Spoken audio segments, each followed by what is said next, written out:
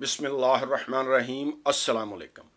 ख़वातीन व हज़रात, undisputed former boxing world champion Mike Tyson ने एक इंटरव्यू के दौरान कहा कि उसकी ज़िंदगी के सबसे बेहतरीन 3 साल वो हैं जब वो प्रिजन में था।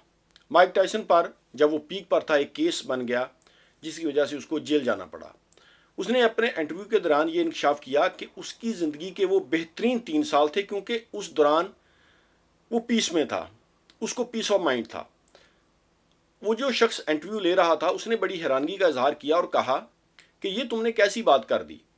अपने पीक टाइम पर तुम्हारे मतलब ये हमें सुनने को मिला है कि तुम $30 मिलियन एक फ़ाइट का लेते थे। शोहरत थी तुम्हारे पास, इज्जत थी, हर कोई तुम्हें जानता था। लेकिन तुम कह रहे हो कि जब तुम जेल में गए उस वक्त का वो तुम्हारा बेहतरीन वक्त था। उसने कहा कि देखें, आपके पास सब कुछ है लेकिन अगर पीस नहीं है तो आपकी ये ख्वाहिश होती है कि कोई मुझसे ये सारा कुछ ले ले और मुझे सुकून मिल जाए, पीस मिल जाए। जब आप शोहरत की बुलंदियों पर होते हैं आपके पास सब कुछ होता है, लेकिन अगर आपको सुकून नहीं है तो ये चीज़ें आपके लिए बेमायनी हैं। माइक टायसन की ये बात सुनकर वो सारे हैरान हो गए।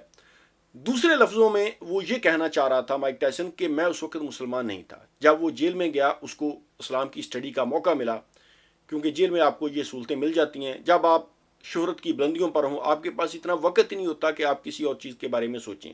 और स्पेशली जो बॉक्सिंग फील्ड में लोग होते हैं उनकी बहुत मुश्किल ट्रेनिंग होती है, उनके पास इतना वक्त नहीं होता और फिर हर वक्त वो एक तरह की वो सेलिब्रिटी होते हैं और हर वक्त वो लोगों में गिरे रहते हैं और उनके पास इतना वक्त नहीं होता कि वो किसी चीज़ को स्टडी कर सकें। जब वो जेल में गया उसको मौका मिला, उसने इस्लाम की स्टडी की और फिर वो इस्लाम की तरफ आ गया। तो माइक टायसन की ये बात सुनकर वो जो इंटरव्यू कर रहा था वो बड़ा हैरान हुआ। उसने कहा कि तुम शोहरत की बुलंदियों को छू रहे थे, तुम्हारे पास पैसा था, दौलत थी, इज्जत थी, हर कोई तुम्हें जानता था और उसके मतलब उनको मालूम था कि वो $30 मिलियन या इससे भी ज़्यादा एक एक फ़ाइट का वो ले रहा था। लेकिन उसने कहा कि ये चीज़ें कोई मायने नहीं रखती अगर आपकी ज़िंदगी में सुकून नहीं है। और उसने कहा कि खुदा तुम्हें वो सारा कुछ दे देता है जो तुम चाहते हो, इस वजह से भी खुदा तुम्हें आजमाता है। जिस चीज़ की तुम्हें ख्वाहिश हो अगर वो हर चीज़ तुम्हें मिल जाए तो ये अल्लाह ताला का फ़ैसला होता है और अल्लाह ताला की आजमाइश होती है। अगर तुम्हें सारा कुछ मिल जाए और फिर अल्लाह तुम्हें देखता है कि तुम इन चीज़ों को कैसे हैंडल करते हो। कभी वो आपको देकर आजमाता है और कभी आपसे लेकर आजमाता है और फिर जानना चाहता है कि मेरा बंदा हर हाल में क्या मुझे याद करता है। और हमारे दीन में भी है कि सुकून जो है वो अल्लाह के ज़िक्र से मिलता है।